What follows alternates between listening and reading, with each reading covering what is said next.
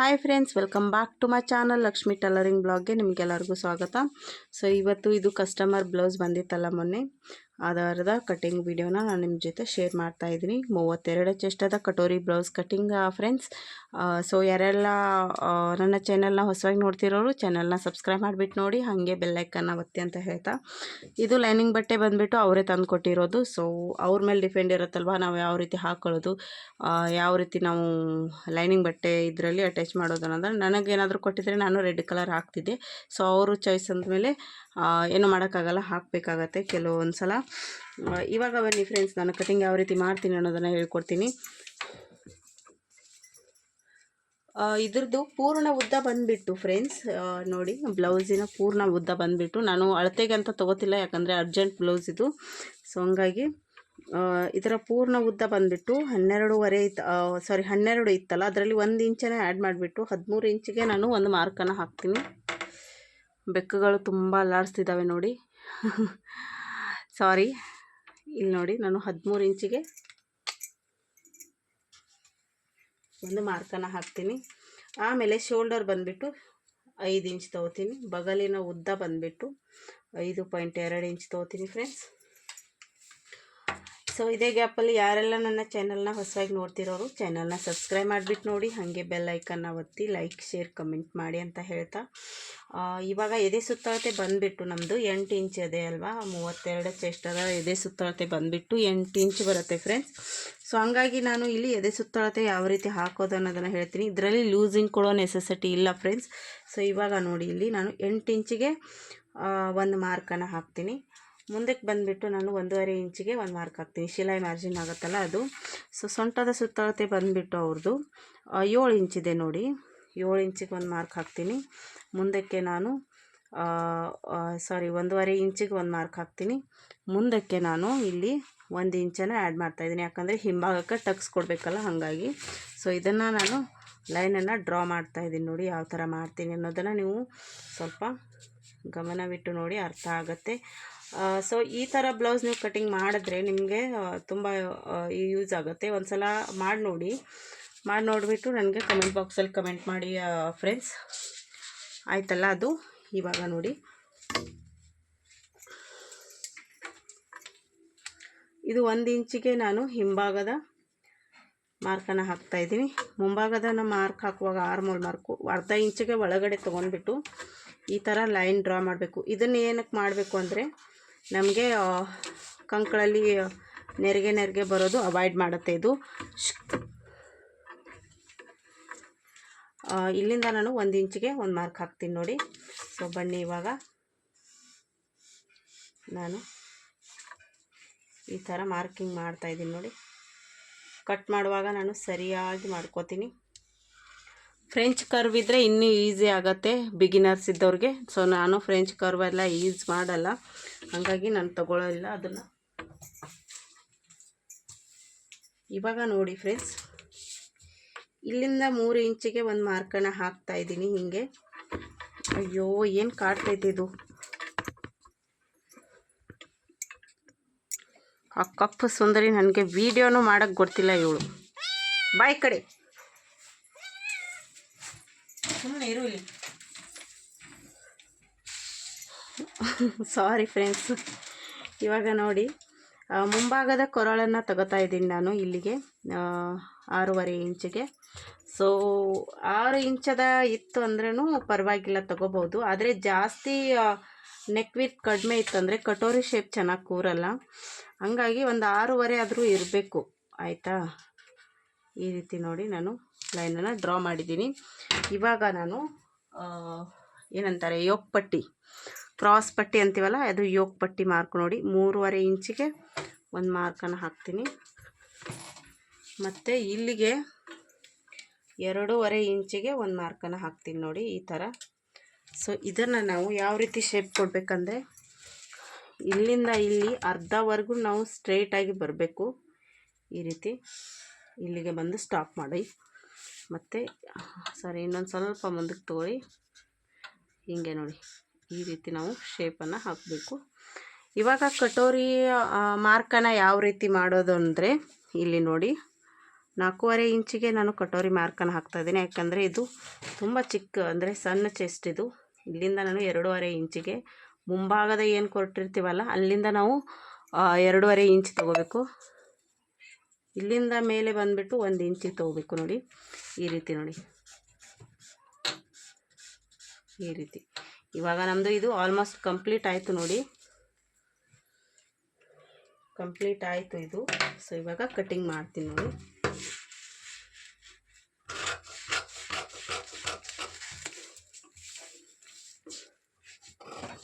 ಕೆಲವರಿಗೆ ಕಟೋರಿ ಹೊಲಿಬೇಕಾದ್ರೆ ತುಂಬ ಕಷ್ಟ ಆಗತ್ತೆ, ಮತ್ತು ಡೈರೆಕ್ಟ್ ಎಲ್ಲ ಇದರಲ್ಲಿ ಬರೋದಿಲ್ಲ, ಅಂದರೆ ಕಫ್ ಚೆನ್ನಾಗಿ ಕೂರಲ್ಲ. ಎಲ್ಲ ರೀತಿ ಟ್ರೈ ಮಾಡಿದ್ರೂ ಏನೋ ಇದು ಆಗುತ್ತಲ್ಲ, ಅಂಥವ್ರಿಗೆ ನಾನು ಈ ಒಂದು ವಿಡಿಯೋನ ಅಂಥವ್ರಿಗೆ ಶೇರ್ ಮಾಡಿ. ಮತ್ತು ಯಾವ ರೀತಿ ಸ್ಟಿಚಿಂಗ್ ಮಾಡಬೇಕು ಅಂತ ಕೇಳೋದಾದರೆ ನೀವು ನನ್ನ ಕಮೆಂಟ್ ಬಾಕ್ಸಲ್ಲಿ ಕಮೆಂಟ್ ಮಾಡಿ ತಿಳಿಸಿ, ನಾನು ಅಲ್ಲಿಗೆ ನಿಮಗೆ ಹೇಳ್ಕೊಡ್ತೀನಿ. ನೋಡಿ ಮೇಲ್ಗಡೆನೂ ಬಂದುಬಿಟ್ಟು ಈ ರೀತಿ ನಾವು ಕಟ್ಟಿಂಗ್ ಮಾಡಬೇಕು. ತಳಕ್ಕೆ ಹೋಗಿ ಹೆಂಗೆ ಕಟ್ಟಿಂಗ್ ಮಾಡೋದು ಹೇಳಿ, ತುಂಬ ಕಾಟ ಆಯ್ತು ಇವ್ರದ್ದು ಇಬ್ರದ್ದು 3 ಜನ ಇವ್ರಿ.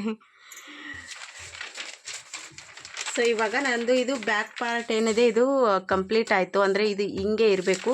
ಇವಾಗ ನಾನು ಫ್ರಂಟ್ ಪಾರ್ಟಲ್ಲಿ ಹೆಂಗೆ ಕಟ್ಟಿಂಗ್ ಮಾಡ್ತೀನಿ ಅಂದರೆ, ಇದು 1 ಇಂಚ್ ಇದೆ ಅಲ್ವಾ, ಇದು ನಮಗೆ ಫ್ರಂಟ್ ಪಾರ್ಟಲ್ಲಿ ಬೇಕಾಗಿಲ್ಲ. ಹಾಗಾಗಿ ನಾನು ಇದನ್ನು ಕಟ್ ಮಾಡಿ ತೆಗಿತೀನಿ ನೋಡಿ ಈ ಥರ. ಆಮೇಲೆ ಬ್ಯಾಕ್ ಆರ್ಮೋಲ್ ಏನಿದೆ ಅದು ಬೇಕಾಗಿಲ್ಲ, ನಾವು ಕಟ್ ಮಾಡಿ ತೆಗೋಣ. ಸೊ ಶೇಪ್ ಚೆನ್ನಾಗಿ ಬಂದಿಲ್ಲ, ಹಾಗಾಗಿ ನಾನು ರೌಂಡಾಗಿ ಚೆನ್ನಾಗಿ ಕಟ್ ಮಾಡ್ಕೊತಾ ಇದ್ದೀನಿ ನೋಡಿ ಈ ಥರ. ನೋಡಿ ಹೆಂಗೆ ಬಂತು ಅಂತ ನೋಡ್ತಿರ್ಬೋದು ನೀವು. ಇವಾಗ ನೆಕ್ಕನ್ನು ಕಟ್ ಮಾಡ್ತೀನಿ.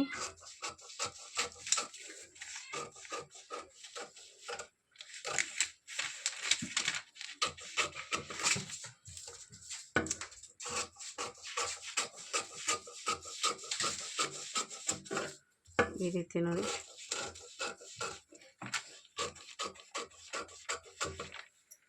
ಇವಾಗ ನಮಗೆ ಇವು 3 ಏನಿದೆ ಇದು ಪರ್ಫೆಕ್ಟಾಗಿ ಸಿಕ್ತು ಫ್ರೆಂಡ್ಸ್. ಇವಾಗ ಬನ್ನಿ ನಾವು ನೆಕ್ಸ್ಟ್ ಏನಪ್ಪ ಅಂದರೆ ಕಟೋರಿ ಬ್ಲೌಸನ್ನು ಎಕ್ಸ್ಟ್ರಾ ಮಾಡೋದು ಹೆಂಗೆ ಅಂದರೆ, ಇದಕ್ಕೆ ನಾಟನ್ನು ಹೊಡಿತೀನಿ ನೋಡಿ. ಒಂದು ನಾಚನ್ನು ಹಿಂಗೈತಲ್ಲ, ಮಧ್ಯೆ ಒಂದು ನಾಚನ್ನು ಈ ರೀತಿ ಹೊಡಿಬೇಕು. ಇವಾಗ ಇದನ್ನು ನಾನು ಸೈಡಿಗೆ ಇಡ್ತಾಯಿದ್ದೀನಿ, ಆಮೇಲೆ ನೋಡೋಣ. ಫಸ್ಟು ಸ್ಲೀವ್ ಕಟ್ಟಿಂಗನ್ನು ತೋರಿಸ್ತೀನಿ ನೋಡಿ.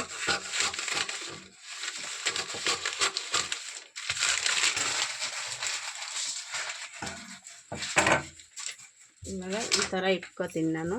ಈ ಥರ ಇಟ್ಕೊಂಡ್ಬಿಟ್ಟು ಸ್ಲೀವ್ ಲೆಂತ್ ಬಂದುಬಿಟ್ಟು ಇಲ್ಲಿ ನೋಡಿ, ಸ್ಲೀವ್ ಲೆಂತ್ ಬಂದುಬಿಟ್ಟು 6 ಇಂಚಿದೆ. 6.5 ಇಂಚಿಗೆ ಒಂದು ಮಾರ್ಕ್ ಹಾಕ್ತೀನಿ.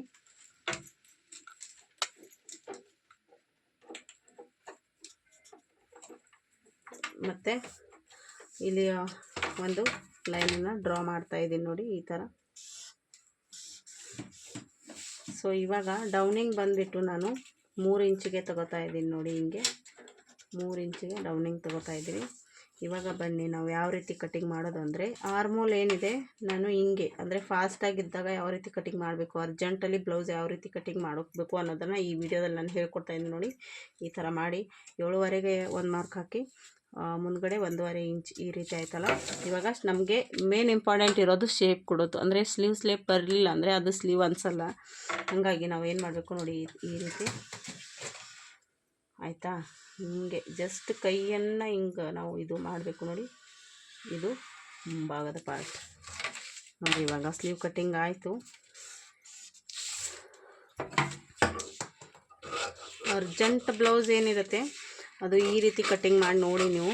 ಸೊ ಜಸ್ಟ್ ಒಂದು 15 ನಿಮಿಷದಲ್ಲಿ ಅದು ಆಗ್ಬೋದು ಇದು, ಆಯಿತಾ. 15 ನಿಮಿಷದಲ್ಲಿ ನಾವು ಪೇಪರ್ ಕಟ್ಟಿಂಗನ್ನು ಮಾಡ್ಬೋದು. ಸೊ ಸ್ಲೀವ್ ನೋಡಿ ಯಾವ ರೀತಿ ಬಂದಿದೆ ಅಂತ.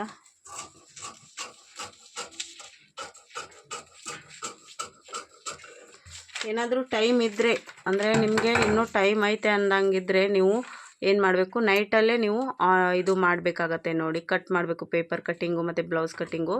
ಇವಾಗ ಬನ್ನಿ ಕಟೋರಿ ಪಾರ್ಟನ್ನು ಯಾವ ರೀತಿ ತೆಗೆಯೋದು ಅಂತ ಹೇಳ್ತೀನಿ. ಇದು ಕಟೋರಿ ಪಾರ್ಟ್ ಅಲ್ವಾ ನಮ್ಮದು, ಹಾಗಾಗಿ ನಾವು ಏನು ಮಾಡಬೇಕು, ಇದು ನೋಡಿ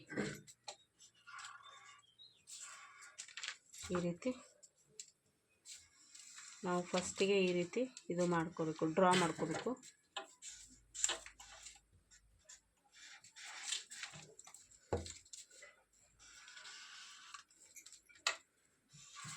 ನೋಡಿ ಹೆಂಗಿದೆ ಹಂಗೆ ಡ್ರಾ ಮಾಡ್ಕೊಂಡಿದ್ದೀನಿ. ಇದು ಮಧ್ಯ ಆಯ್ತಲ್ಲ.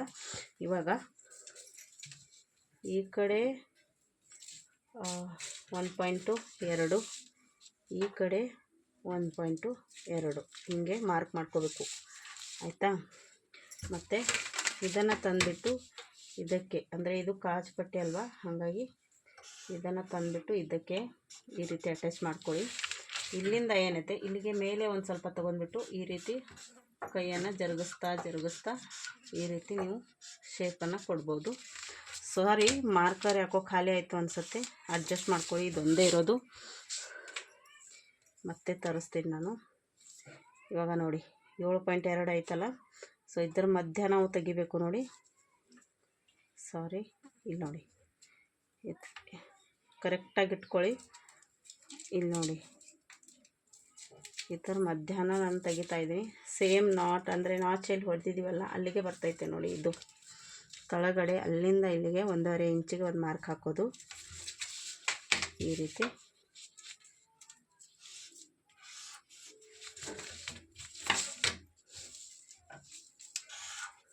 ಇದು ನಮ್ಮ ಕಟೋರಿ ಪಾರ್ಟ್ ರೆಡಿ ಆಯಿತು ನೋಡಿ. ಸೊ ಇವಾಗ ಬನ್ನಿ ಕಟ್ಟಿಂಗ್ ಮಾಡ್ತೀನಿ.